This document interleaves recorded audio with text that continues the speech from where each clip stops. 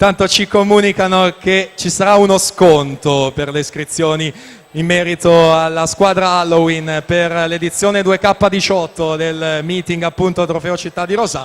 Ricordiamo sempre il Gabbiano in vantaggio, vogliamo vedere più cappelli, più travestimenti proprio sugli spalti, zona atleti.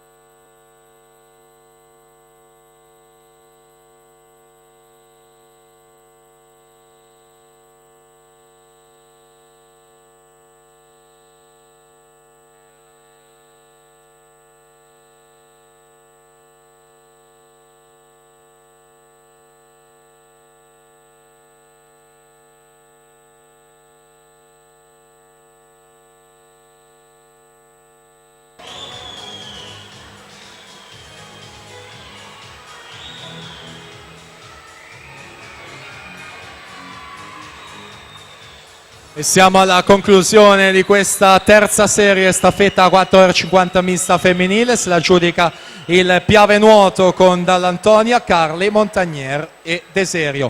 Padova Nuoto in seconda posizione e in terza il Team Sport Isola. In archivio dunque la